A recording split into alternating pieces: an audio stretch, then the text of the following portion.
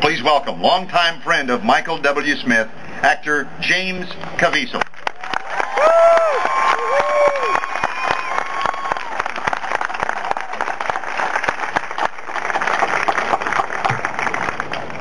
It's such an honor to be here. I first saw Michael perform in concert about 1989. It was this summer, and I drove in my car, and I just started acting at that point. I wasn't any good, but I went and I saw him perform, and there were a few songs up there. One in particular, "Miss the Way," had a profound effect on me. And but as he was performing, he did this Psalm 139, and he just was. He wasn't trying to act it out or nothing. And I remember, because I slept in my car that night right there in that field, and I thought, whatever I do in acting, I just want to be. I don't want people to pick up on or get in the way of the character I'm playing. Got to a few years back, I get the phone call that Mel Gibson wants me to play Jesus in The Passion. Well, actually, he wanted me to. It was for a surfing movie, and it was on the premise of that. And Mel smokes a lot, and he smokes like most of you drink water, and so he was really nervous. And after a few minutes of talking with him, we were talking less about surfing and more about passion movies. And I said, "You want me to play Jesus, don't you?" And he says, "Yeah." He wouldn't look at me. And the next day, he called me at home. Now, I know the guy is Mel Gibson. I don't know him as Mel, so he called me. He says, "Hey, Jim, it's Mel." I said, "Mel who?" I was taking the garbage out. And he says, "I don't know, Mel Brooks."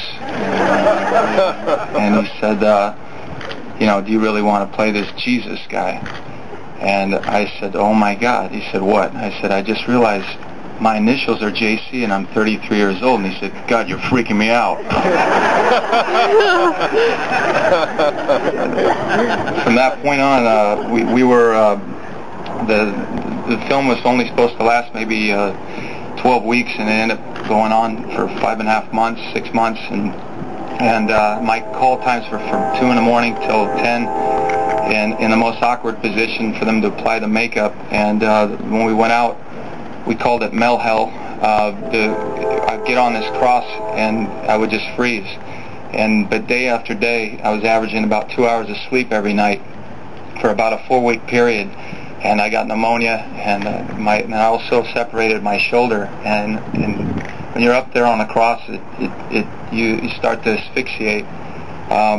And I was in bad shape. This doctor put a stethoscope on my heart. He said, "Mel, he's in bad shape." And during that time, at the end of the film, you see it. My body's, blue. And this Ken Duncan, the still photographer, walks over and puts a ladder up, and he takes these headphones, and I can't move my arm. And he puts these headphones on me. It's actually kind of funny seeing Jesus up there with a CD player. But there was a song he put in there. It was called "Above All," and the song was what I was doing. And at that moment, I was so overwhelmed that even the heaters would not work, because I was on a 1,000-foot cliff, and the wind would diffuse the heaters. But something came from within me that warmed me what's inside. And a long time ago, I heard this saying that evil is powerless if the good are unafraid. And everything that he's ever done, and everything I've ever been drawn to, has always been the truth. And some people believe it, and I do. The truth sets you free. And there's something that about the artist, about the responsibility that we have, because we can influence the whole culture, and the culture influences politics, and politics influences the world. So I believe it comes down to some just simple songs, and those songs, they're so powerful, the real ones last forever, and they will always endure the test of time. And Michael W. Smith, you'll always endure the test of time, because what comes from you is the truth. Your truth is represented in your family every day.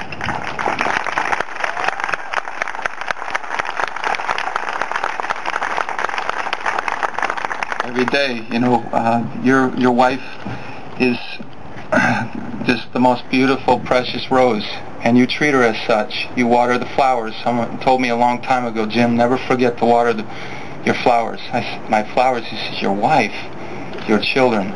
And he does that every single day. They're sitting right over there. He'll probably introduce them.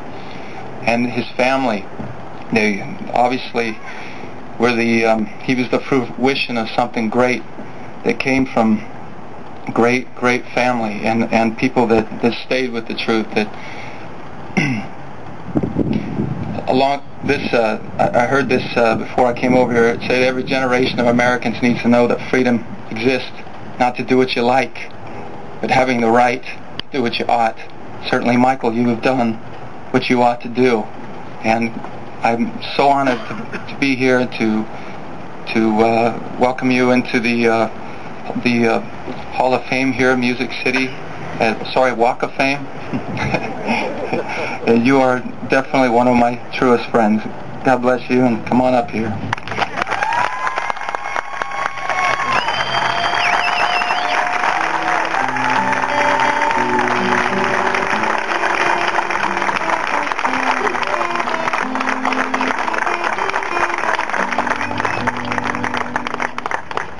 Thank you, Jim. I feel way too young to be able to have this. It's just kind of strange. I thought you always had to be 75 or 80 years old and 50 years of service to kind of get this sort of thing. So it's a little overwhelming for me. I am grateful, though. I'm very, very thankful, especially thankful to my mom and dad, who are my greatest fans. Who believed in me. They let me drive their car because my car in West Virginia wouldn't make it here in 1978. I stayed in what was known then as the Hall of Fame Hotel over on Demonbreun, and came here and had an appointment with a publishing company to see if they liked my songs. They thought my lyrics were horrible, but they loved my music, and a month later I moved. I've been here ever since. I love this town. I talk about Nashville everywhere I go. It's changed a lot, and it truly is a great place to raise a family. I wouldn't be standing up here today if it hadn't been also for my wife, who, just like John's wife, I met her here as well, a Nashville native. We've been married 25 years. I have 5 beautiful children who have just changed my life.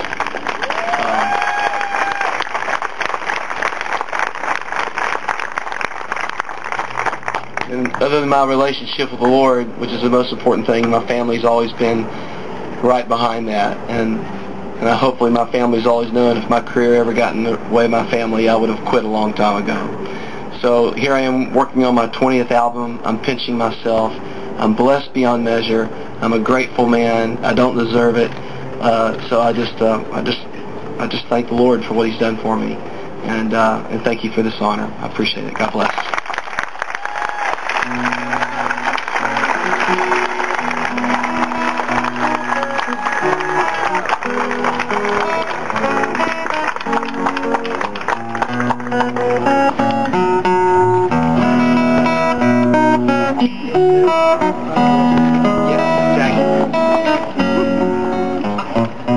I give you Michael W. Smith, his star on the Music City Walk of Fame.